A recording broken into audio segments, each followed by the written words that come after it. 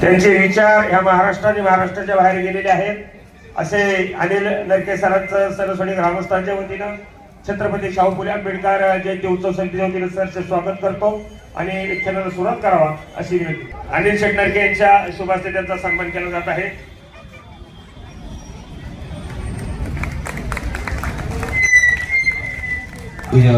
महात्मा ज्योतिबा फुले यांच्या 199 आणि या 20 शताब्दी वर्षाच्या जयंती महोत्सवाच्या निमित्ताने शाहू फुले आंबेडकर विचार मंचाच्या माध्यमातून आयोजित केलेल्या या व्याख्यानमालेमध्ये आपल्या सर्वांचं प्रथमतः मनापासून स्वागत करतो।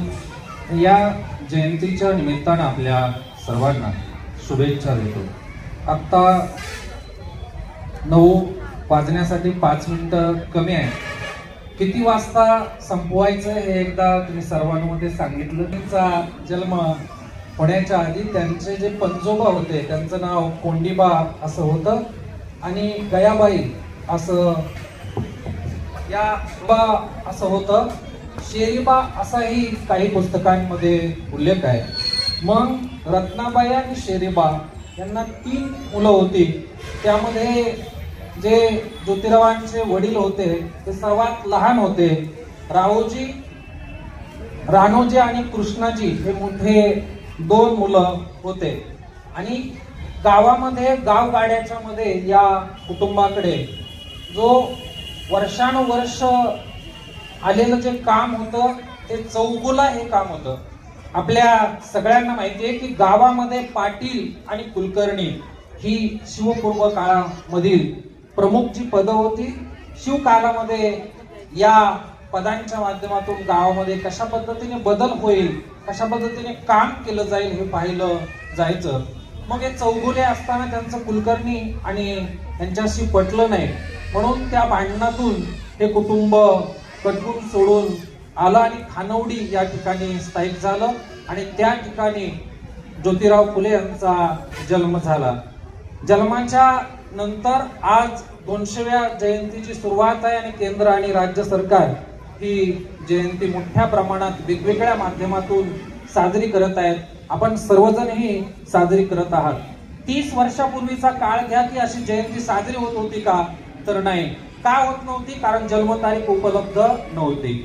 धनंजय कीर असतील किंवा पहिलं महात्मा फुल्यांचं जे चरित्र लिहिलं पंढरीनाथ सीताराम पाटील यांनी 1927 म्हणजे महात्मा फुले यांच्या जन्माला 100 वर्ष पूर्ण झाल्याच्या वेळेस लिहिलं आणि त्यावेळेस लोकांच्या मनामध्ये त्यांनी चरित्राच्या माध्यमातून लोकांच्या पुढे फुले सादर केले। पण जयंती का साजरी होत नव्हती? तर एक अशी आख्यायिका होती की जेव्हा शनिवारवाड्याला आग लागली तेव्हा महात्मा फुले यांचा जन्म झाला। या माणसाने आयुष्यभर जे काम केलं ते नरके सरांच्या भाषेमध्ये आपण ऐकूयात। नेमकी कशा पद्धतीने या कार्याची मांडणी सर असं लिहितात की शिक्षण तज्ञ, कृषी तज्ञ, अर्थतज्ञ, आधुनिक नाटककार, निबंधकार, आद्य शिवचरित्रकार, आधुनिक मराठी कवितेचे जनक, पुण्याचे नगरसेवक म्हणजे आयुक्त त्या काळाचे, पुणे कमर्शियल आणि कॉन्ट्रॅक्टिंग कंपनीचे मॅनेजिंग डायरेक्टर आणि प्रकाशक म्हणून ज्योतिराव फुले यांच्या भारतीय समाजावर कलदार मुद्रा आहे। एवढी व्यापक कामाची मांडणी केलेल्या माणसाची जयंती 25 लोक 30 लोक जाऊन साजरी करत होते हे वास्तव होतं आणि जन्मतारीख होती 20 फेब्रुवारी 1828। या दिवशी शनिवारवाड्याच्या प्रसंगावरून जन्मतारीख शोधण्यात आली होती किंवा पूर्वीचा काळ साजरी केली जात होती। नंतरच्या कालावधीमध्ये महाराष्ट्र शासनाने हरी नरके यांच्या अध्यक्षतेखाली एक समिती स्थापन केली आणि महात्मा फुले यांचं मृत्यूपत्र आणि जन्मतारीख शोधण्याचं काम या समितीला दिलं। समितीने साधारण 6 महिने काम केलं आणि पुण्यातील विविध पुराभिलेखागारामध्ये शोध सुरू झाला। त्या कालावधीमध्ये सुद्धा जवळजवळ 200 कागदपत्र नोंदवली जायची संपूर्ण पुण्यामध्ये आणि मोडकी तोडकी मोडी लिपीमध्ये ती लिहिलेली असायची। शोधणाऱ्या समितीने जेव्हा शोध सुरू केला तेव्हा त्यांना नारायण बाबाजी पानसरे, ते गोविंद पानसरे यांचे आजोबा होते, यांचं एक हस्तलिखित सापडलं आणि त्याच्यामध्ये जी जन्मतारीख नोंदवलेली होती ती 11 एप्रिल होती आणि तेव्हापासून हा जयंती उत्सव सुरू झाला. आणि मग मी सांगत होतो तुम्हाला की पंढरीनाथ पाटलांनी पहिलं चरित्र लिहिलं फुल्यांचं. चरित्राच्या प्रकाशनाच्या आदल्या दिवशी त्यांच्या बहिणीचं निधन झालं आणि त्यांना गावी जावं लागलं. आणि त्यानंतर ते जेव्हा सगळा विधी उरकून आले आणि त्यांनी फोटो पाहिला तेव्हा फोटोमध्ये दाढी असलेला फोटो फुल्यांचा समोर दिसला. तर हे काय प्रकरण आहे नेमकं, तर महात्मा फुले हे पुन्हा कमर्शियल मॅनेजिंग डायरेक्टिंग कंपनीचे डायरेक्टर होते. टाटांपेक्षा पहिल्या सुरुवातीच्या 2 वर्षामध्ये त्यांचा टर्नओव्हर जास्त होता असं आधीच्या वक्त्यांनी सांगितले तुम्हाला. तर ते दाढी राखत होते का, तर नाही. मग पाटलांनी काय केलं, तर त्यांच्या मानलेल्या बहिणीकडं ते गेले आणि त्यांनी एक फोटो त्यांच्याकडून घेतला आणि चित्रकाराला असं सांगितलं की यावरून तू फोटो तयार कर. मग आपल्याकडे दसऱ्याला दिवाळीला फोटोवर हळदी कुंकू वाहणं, फोटोवरती पाणी शिंपडणं या माध्यमातून ते ओघळ आलेले होते. चित्रकाराला असं वाटलं की ही दाढीच आहे म्हणून महात्मा फुले यांना त्याने दाढीची रंगवली आणि ती आजपर्यंत लोक काय सोडायला तयार नाही. पण महात्मा फुले यांची चरित्र जी महात्मा फुले साहित्य चरित्र प्रकाशन समिती मुंबई यांनी जी प्रकाशित केलेली आहेत ती अशी चरित्र आहेत आणि त्या पुस्तकांच्या मध्ये अशा प्रकारे दाढी नसलेला फोटो आहे. इथून पुढे आपण सगळ्यांनी हा वापरला पाहिजे. क्रांतिज्योती सावित्रीबाई फुले यांची जी प्रतिमा आहे त्या 2 प्रतिमा तुम्हाला आढळतील.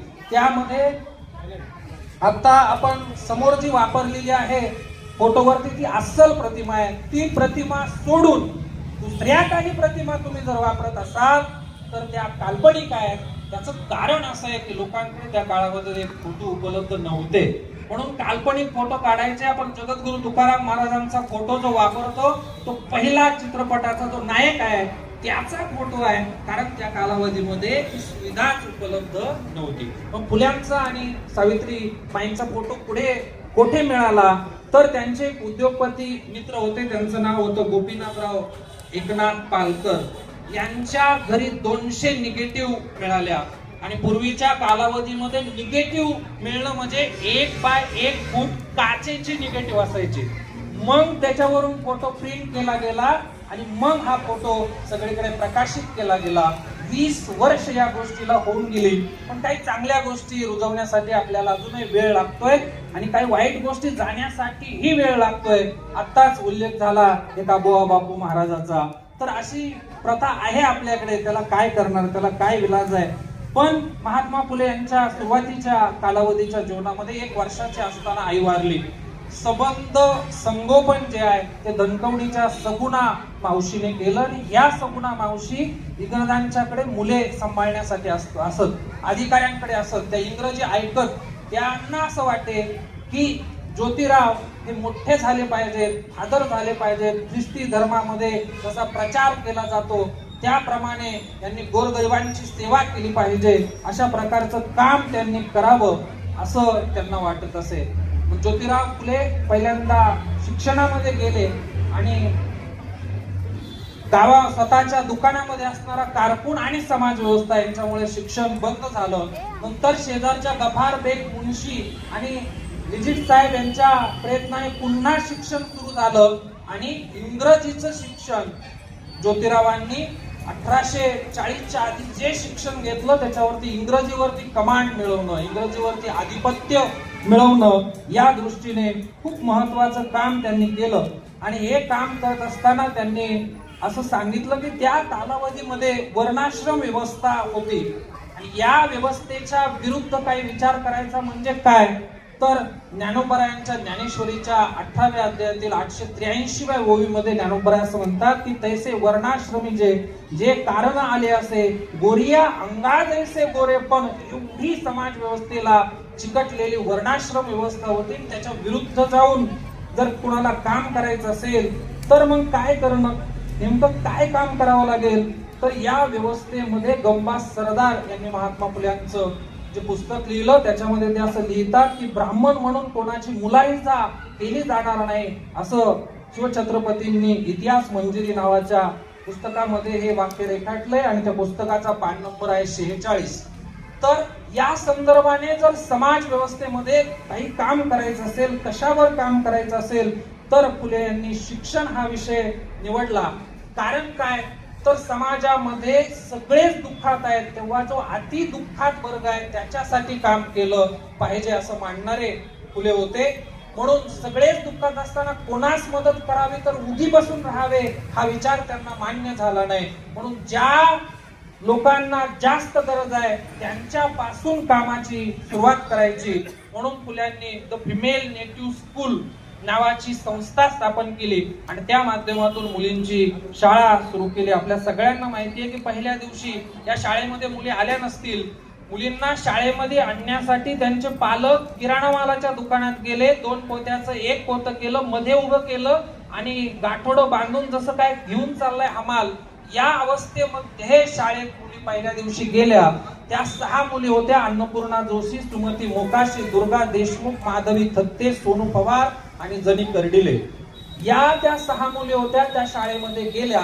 तुम्हाला असं वाटेल की नक्की ज्योतिराव फुले ज्या समाजाचे होते, ज्या माळी समाजातून येत होते त्यांच्याच या मुली असत्याल. सॉरी, एकही माळी समाजाची मुलगी या नावामध्ये किंवा आडनावामध्ये तुम्हाला आढळणार नाही. संस्थेचं दुसरं नाव घ्या, ती प्रमोटिंग एज्युकेशन महार मांग अँड एक्सेट्राज. याच्यात सुद्धा माळी समाजाचं नाव कुठेही नाही. ज्या अर्थी माळी समाजाची संख्या एवढी मोठी आहे त्या अर्थी त्या काळात सुद्धा माळी समाजाला मुलं होत असणार असा एक तर्क आहे असं नरके सर म्हणायचे, असा एक अंदाज आहे नरके सर म्हणायचे. बरोबर आहे ना, होत असणार ना. पण एकही मूल त्या काळात गेलं नाही. कारण काय, तर ही माणसं कोणा एका समाजासाठी काम करणारी नव्हती, ही माणसं सगळ्या समाजासाठी काम करणारी होती. म्हणून ही आजही तेवढीच महत्वाची आहे. या कालावधीमध्ये मुली शिकल्या तर काय काय अंधश्रद्धा होत्या, आताच्या काळातल्या अंधश्रद्धांच्या वरती आपण भाष्य केलंय. तर असं समजलं जायचं की मुली जर शिकल्या तर त्यांचे जे पती आहेत त्या काळामध्ये लवकर लग्न व्हायचं, ते पटापट मरून जातील. कसे मरतील, तर ज्याप्रमाणे तुम्ही पाहता की एखादा घास जेवायला घेतला तर त्या दुसऱ्या घासाला आळ्या होतील आणि त्या आळ्या पोटात जातील आणि नवरा काय होईल, मरून जाईल. जर मुलींनी शिक्षण घेतलं तर अशी अंधश्रद्धा पसरवली आणि ज्योतिरावांच्या जवळच्या लोकांकडून चोपडी लिहून ती प्रसिद्ध केली गेली की जर मुली शिकल्या तर तुम्हा सगळ्यांना टोमॅटो माहितीये, तो टोमॅटो जो आहे तो टोमॅटो आपल्या हातामध्ये घेतला आणि असा या मंचावरती मारला की लगेच उडून परत माझ्या हातात येतो. हो की नाही, येणार का? जसा टोमॅटो फटाफट फुटणार तसं मुलींचे मेंदू फटाफट फुटणार, कारण ते मेंदू चिटुकले असतात. असा वाचकांचा पत्रव्यवहार त्या कालावधीमध्ये पसरवला गेला, अशा अफवा पसरवल्या गेल्या. त्यामुळे कोण मुली पाठवणार.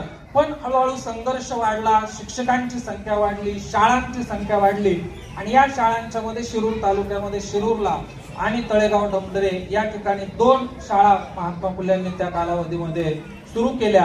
आणि या शाळा ज्या आहेत, या शाळा सुरू करण्यासाठी महात्मा फुले या रस्त्याने नक्की गेले असतील अहमदनगरला आणि त्या ठिकाणी त्यांनी एक शाळा पाहिली की त्या शाळेमध्ये ख्रिस्ती धर्म प्रचारक करणाऱ्या माणसांनी मुलींना बसवलेलं होतं. एकदेशीयांची शाळा नव्हती, पण धर्मप्रसारासाठीच्या ज्या शाळेमध्ये शिक्षण घेणाऱ्या मुलींची प्रेरणा मला तेथून मिळाली असं फुले लिहितात. आणि त्यानंतर शिक्षण किती महत्वाचं आहे हे स्वतःला समजल्यामुळे त्यांनी सावित्रीबाईंना 1840 मध्ये शिक्षणासाठी पाठवलं. सगुणा मावशींना त्यांच्या समोर पाठवलं. म्हणून सावित्रीबाई फुले यांना पहिल्या मुख्याध्यापिका म्हणतात, पहिल्या शिक्षक म्हणतात, पहिल्या प्रशिक्षित मुख्याध्यापिका असंही सावित्रीबाईंना म्हटलं जातं. आधी शिकल्या आणि मग त्यांनी शिकवलं, हे त्यांचं वैशिष्ट्य आहे. आणि नंतरच्या कालावधीमध्ये फुले जेव्हा शाळेमध्ये जात तेव्हा त्यांच्या विचारांवरती आपल्या सगळ्यांना माहिती आहे की थॉमस पेन नावाच्या एका खूप मोठ्या लेखकाचा प्रभाव आहे. आणि स्पेनचा राईट ऑफ द मॅन, मानवाचे अधिकार, हे जे पुस्तक आहे ते पुस्तक फुल्यांनी वाचलेलं आपल्याला माहिती आहे. पण फुल्यांच्या संबंध कार्याच्या मध्ये जो मानवतावाद येतोय फुल्यांच्या कार्याच्या मध्ये एक समानता येते, स्त्री पुरुष समानता येते.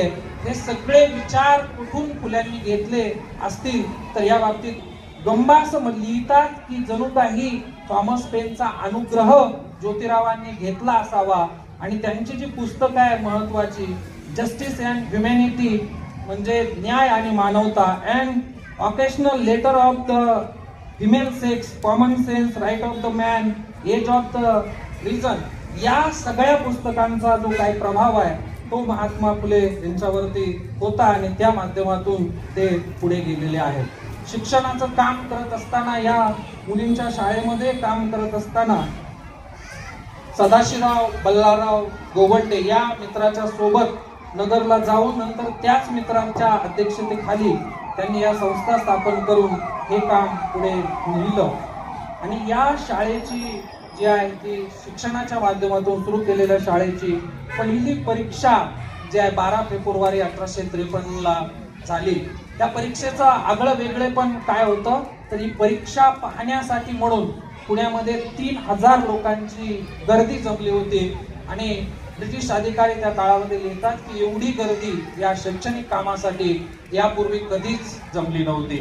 या शाळांच्या मध्ये जेव्हा इंग्रज अधिकारी भेट देत तेव्हा हे दारं खिडक्या लावलेल्या शाळा असत. तर असं का असेल तर आपल्याला माहिती आहे की रस्त्यावरून जाता येताना शेणाचा दगडांचा मारा इथपर्यंत ठीक आहे, पण शाळेमध्ये विशिष्ट समाजाच्या माध्यमातून खिडक्यातून पाली सोडणं, बेडूक सोडणं, मोहळाच्या माशा सोडणं अशा प्रकारचे त्रास दिले जायचे. त्यामुळे या शाळा अशा पद्धतीने चालवण्याचं आव्हान फुल्यांना होतं. आणि मग या शाळेमध्ये परीक्षेमध्ये नंबर आलेल्या मुलीचा जो सन्मान आहे तो सन्मान करताना ती मुलगी असं म्हणते की मला खाऊ खेळी नको, ग्रंथालय पाहिजे. म्हणजे ज्ञानाच्या क्षेत्रामध्ये काम करणारे विद्यार्थी कसे घडवले असतील फुल्यांनी हे आपल्याला यावरून समजून येतं. आणि मग हे जे ग्रंथालय मागितलं आहे, या ग्रंथालय मागणारी जी मुलगी आहे मुक्ता साळवे नावाची, या मुलीने महार मांग समाजाच्या दुःखांच्या वरती निबंध लिहिताना ती असं म्हणते की तिचं लॉजिक पहा, तिचा जो क्रम आहे तो पहा. ती असं म्हणते की आम्हाला वाचता येईल असा धर्मग्रंथ उपलब्ध नाही, तो आम्हाला वाचू दिला जात नाही. म्हणजे काय तर आम्हाला धर्म पुस्तक नाही. जर आम्हाला धर्म पुस्तक नाही तर आम्ही धर्मरहित आहोत.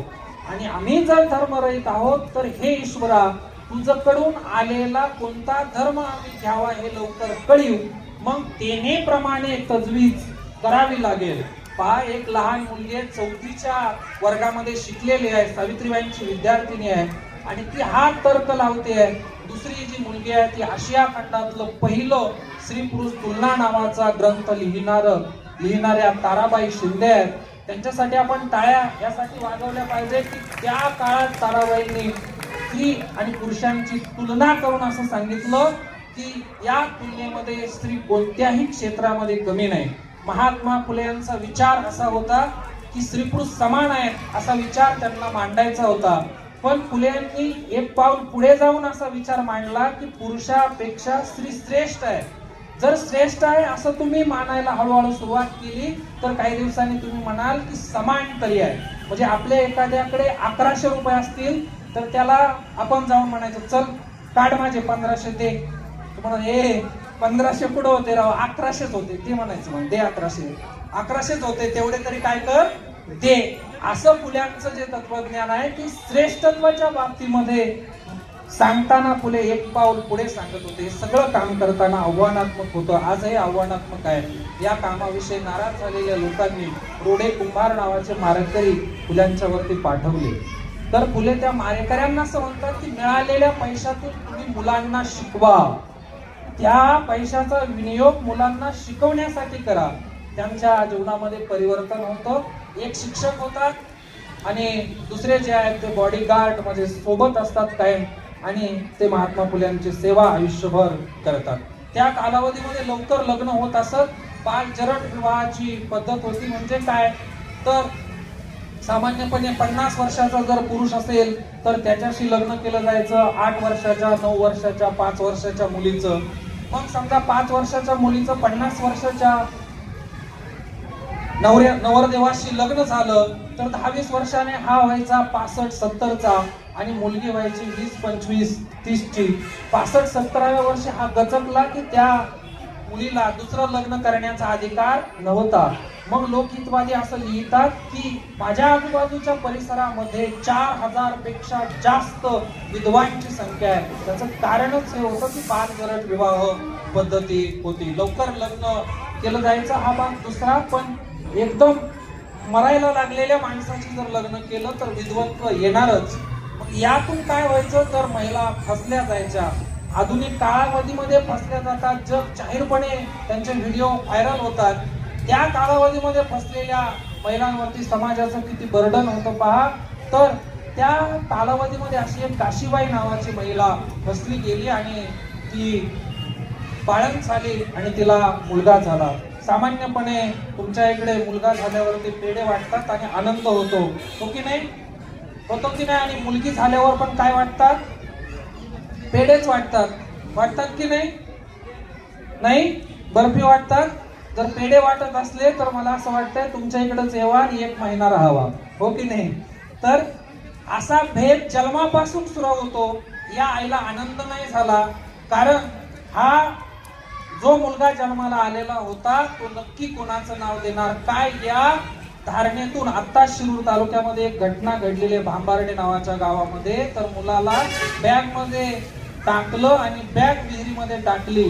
तसंच या काशीबाईने केलं. मुलाला बाळंत्यामध्ये गुंडाळलं आणि विहिरीमध्ये टाकून दिलं. 4 दिवसांनी मूल फुगून वरती आलं आणि त्या मुलाच्या बाबत या काशीबाईला पकडलं आणि तिला पहिली महिला अशी आहे की ब्रिटिश कोर्टाने तिला काळ्या पाण्याची शिक्षा सुनावली.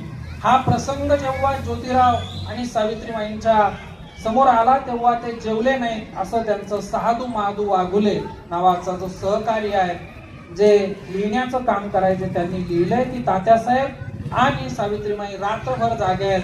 पहाटेपर्यंत त्यांनी विचार केलाय.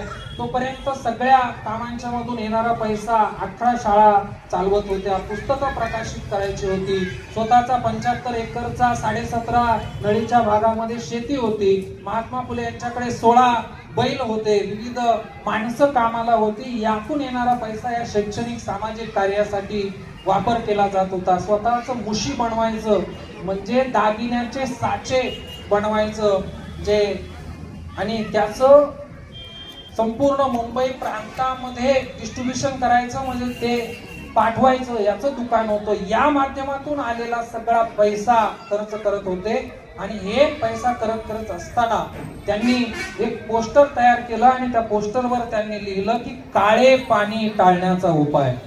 काय काळे पाणी टाळण्याचा उपाय? तर सावित्री ज्योतिराव फुले 395 गंजपेठ पुणे या ठिकाणी अशा महिलांनी यावं, त्यांच्या मुलांनी यावं, त्यांचा सांभाळ आम्ही सर्व करणार आहोत. अशा 35 महिला आल्या आणि हे काम सावित्रीबाईंनी दुसऱ्या कोणावर नाही सोपवलं. स्वतः हा 35 महिलांची बाळंतपण केली. याच बाल हत्या प्रतिबंधक गृहामध्ये जे की ते 1863 साली स्थापन झालेलं होतं. 11 वर्षानंतर दुसरी एक काशीबाई आली, त्या ठाण्याच्या होत्या आणि असंच अनैतिक संबंधातून मूल जन्माला आलेलं होतं. 15 वर्षाचं मूल आणून त्या ठिकाणी सोडलेलं होतं. एक लाड नावाचे डॉक्टर होते ठाण्याचे, त्यांनी हे मूल सावित्रीबाईंच्या या बाल हत्या प्रतिबंधक गृहामध्ये सोडलं. याच मुलाला ज्योतिरावांनी दत्तक घेतलं आणि नंतर त्याला डॉक्टर केलं. त्या मुलाचं नाव यशवंत असं त्यांनी ठेवलं की त्यांनी यश संपादन करावं भविष्यामध्ये, म्हणून यशवंत असं नाव ठेवलं. ज्योतिरावांचे जे सासरे आहेत ते खंडोजी नेवसे पाटील.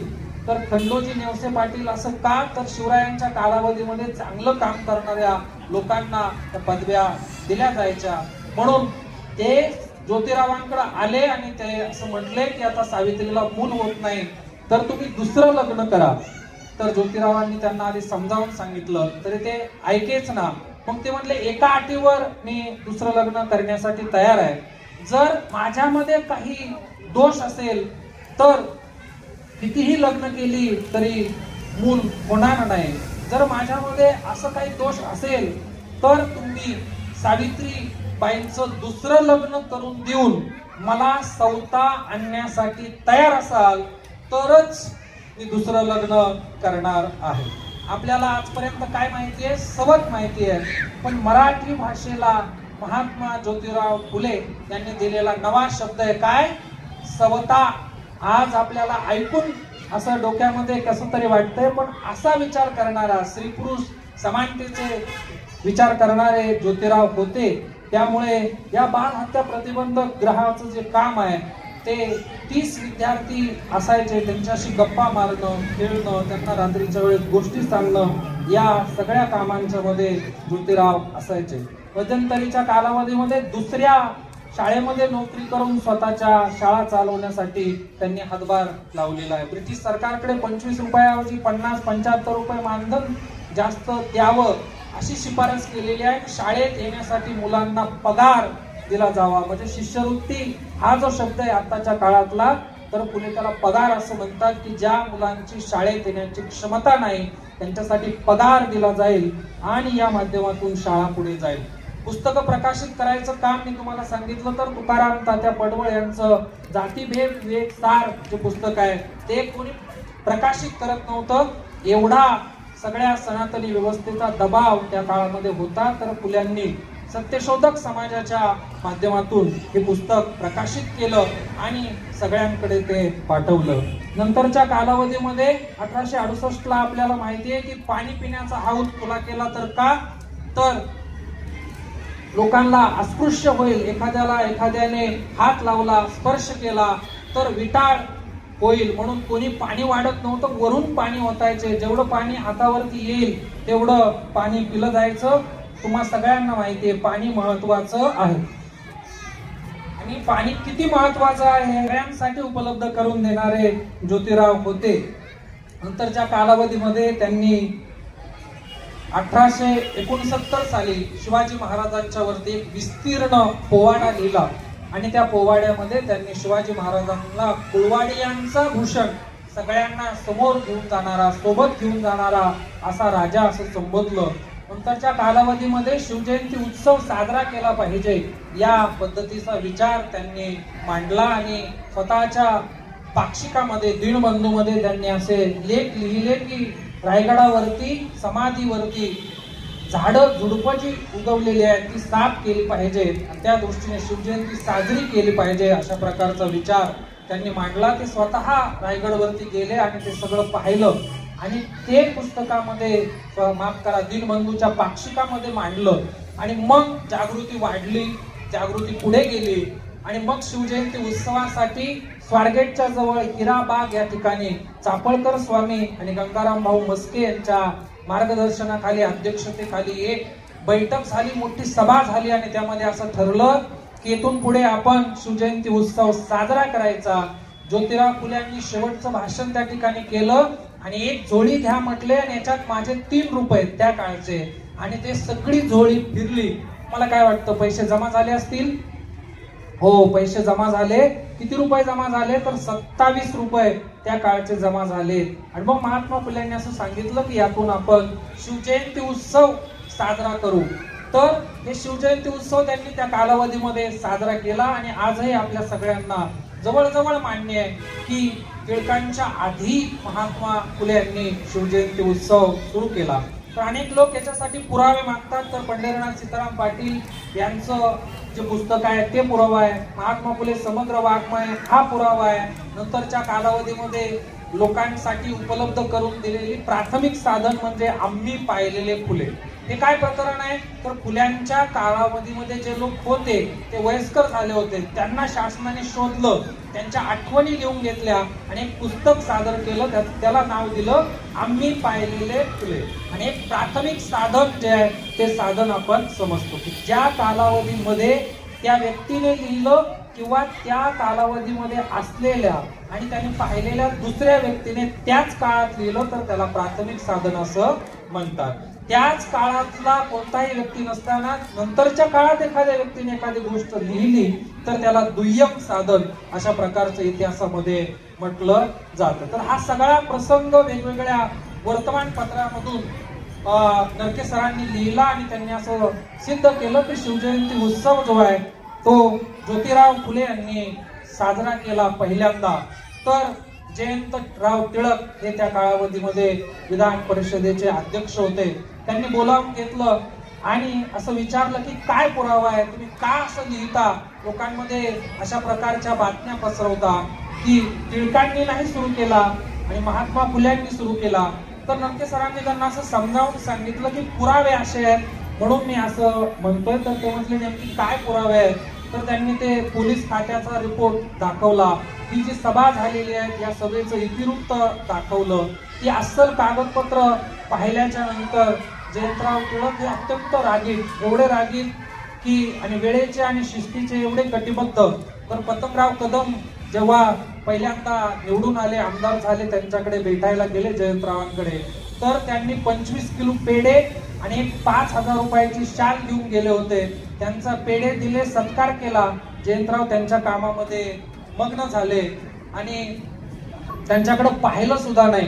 पतंगराव बसले थोड्या वेळ, ते म्हटले आत्ता चहा येईल, मग चहा येईल.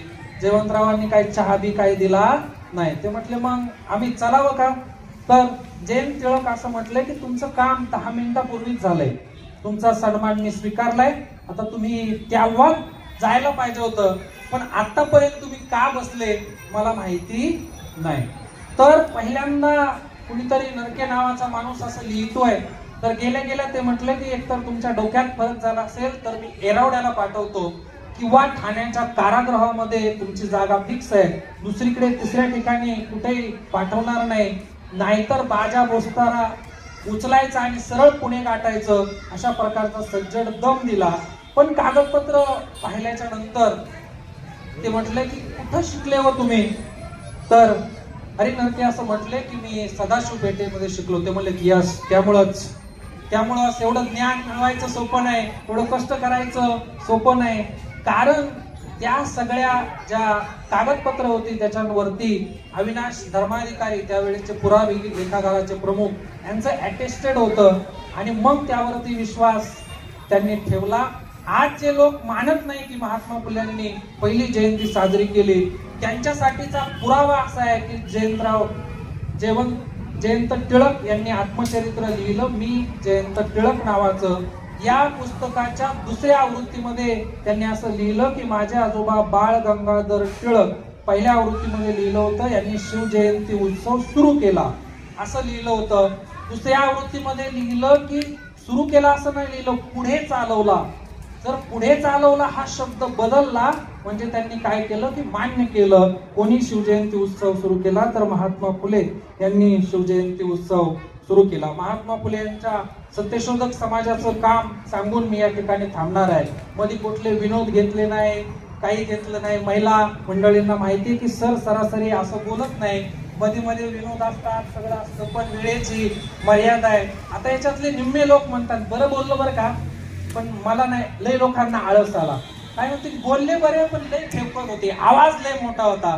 काय म्हणते बोलले पण काय संदर्भ एवढे सांगितले नाही, 5 नंबर सांगितले नाही, सगळे 5 नंबर, सगळे संदर्भ जे मला म्हणायचे त्याच्याशी मी कटिबद्ध आहे. उद्या येऊन आम्ही असं म्हणणार नाही की मला असं नव्हतं म्हणायचं, मी त्या संबंधाने तसं नाही बोललो, असा कोणताही दावा मी करणार नाही. प्रत्येक याच्यासाठीचा पुरावा देण्यासाठी मी तेवढा समाजाच्या माध्यमातून जे काम झालं त्या कामाच्या मध्ये सत्यशोधक समाजाने सत्यशोधक पद्धतीने लग्न लावले. 2 लग्न महात्मा फुले यांनी स्वतः सत्यशोधक समाजाच्या माध्यमातून ती लावली आणि त्या लग्नांच्या मध्ये कोणत्या प्रकारचं तांदूळ जे आहे ते उधळलं जात नव्हतं, फुले उधळली जायची. त्या लग्नांच्या मध्ये मंगलाष्टका जे आहेत ते वधू आणि वर स्वतः म्हणायचे. लग्नांच्या मध्ये भटजीला बोलवलं जायचं नाही. गंजपेठेमध्ये असणाऱ्या सीताराम जबाजी आल्हाट आणि राधाबाई ज्ञानोबा निंबनकर यांचं लग्न 5 डिसेंबर 1873 म्हणजे सत्यशोधक समाजाच्या स्थापनेच्या नंतर 2 महिन्यांनी लागलं. नंतर 7 मे 1874 ला ज्ञानोबा कृष्णाची ससाणे आणि काशीबाई नारायण शिंदे पर्वती पायथ्याला राहणाऱ्या या वधूवरांचं लग्न सत्यशोधक पद्धतीने लागलं. फुल्यांच्या दुकानामध्ये कामाला असलेल्या एका विदुराचं लग्न फुले यांनी लावून दिलं. सगळी लग्न लावण्याचा किती जाच होता किंवा किती अवघड गोष्ट होती. तर 250 लोकांचं संरक्षण लग्नासाठी दिलं गेलेलं होतं. किती लोकांचं? 250 लोकांचा पहारा आजूबाजूला होता, तेव्हा मध्ये लग्न लावलं गेलं. म्हणजे काय गोष्ट झाली असेल तुम्ही समजू शकता. आणि ही जी 250 लोक आहेत ते 250 लोक कोणी पुरवले, कोणी मदत केली, तर फुल्यांनी लिहून ठेवलंय. राजश्री बाबाजी रानोजी फुले यांनी ही लोक जी आहेत ते दिली आणि त्यामुळे मी लग्न लावू शकलो. तर हे लग्न लावताना नवरदेव स्वतः हा मंगलाष्टका म्हणायचे आणि ते असं म्हणायचे वधूला की स्थापाया अधिकार बायकांचे सदा जसे नवी आरपाया सर्वस्व माझे कदा खर्चाया मनी न भी किमपी सर्वस्व माझे कदा. म्हणजे काय? तर बायकांना अधिकार असतात आणि या अधिकाराचं स्थापना करण्यासाठी मी झटणार, असं नवरदेव म्हणत असत. आता आपल्याला वेळ नाही तर म्हणून सुद्धा मंगलाष्टका दाखवली असती. मानी तो सकल स्त्रियासी बहिणी, म्हणजे म्हणता येते असं तुम्हाला याच्यावरून कळून जाईल. चला पटापट पुढे जाऊयात. महात्मा फुल्यांनी जे अखंड लिहिले, या अखंडाच्या मध्ये तुकाराम महाराजांच्या अभंगाचा प्रभाव आहे असं आपल्याला आढळून येईल. आणि या माध्यमातून 1855 साली महात्मा फुल्यांनी तृतीय रत्न नावाचं नाटक लिहिलं.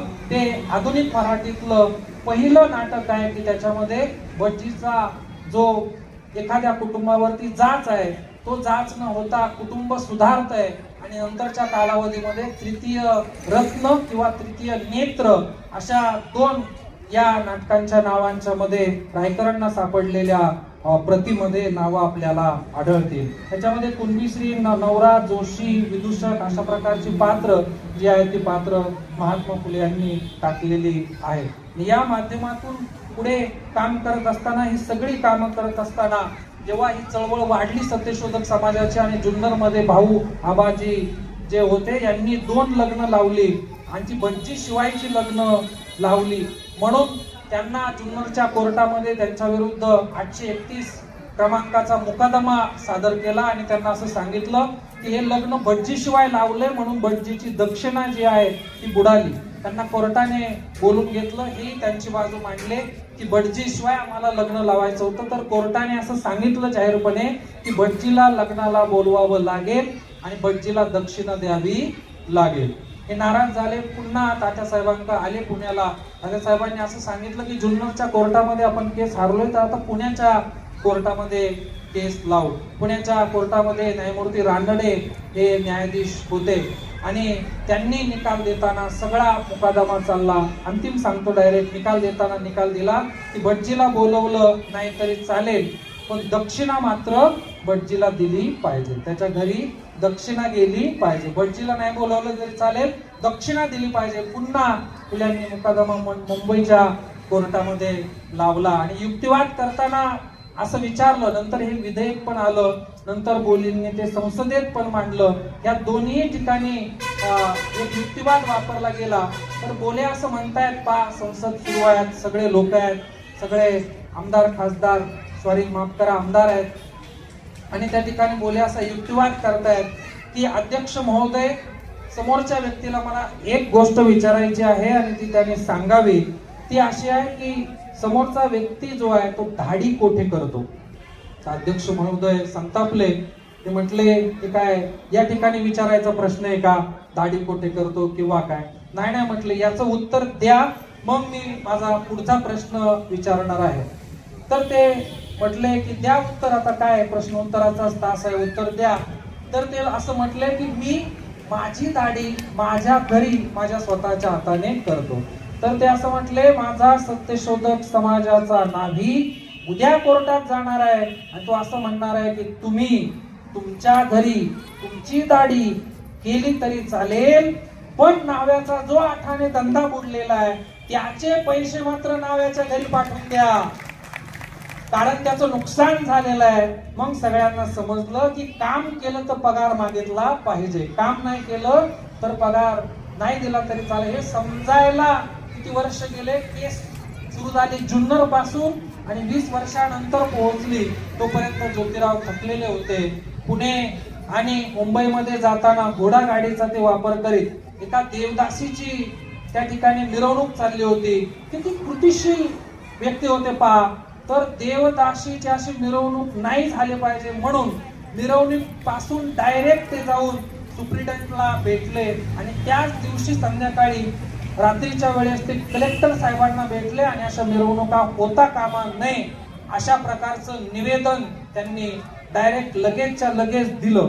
म्हणजे एवढा कृतिशीलपणा जो आहे तो फुल्यांच्याकडे होता. तुम्हाला सांगत होतो असं की लग्न जे आहे ते सत्यशोधक समाजाच्या पद्धतीने लागलं आणि ही प्रथा पुढे चालू राहिली. नंतरच्या कालावधीमध्ये पुढे अनेक कामं करताना मध्ये सगळा खर्च झाला आणि शेवटला स्वतःवरती उपचार करण्यासाठी म्हणून सुद्धा पैसे उरले नाही. एकेकाळी टिळकांना बर्वे प्रकरणामध्ये दिवाण बर्व्यांच्या विरुद्ध राजद्रोहाच्या खटल्यासाठी 10,000 रुपयाचं जामीन देणारे ज्योतिराव फुले होते.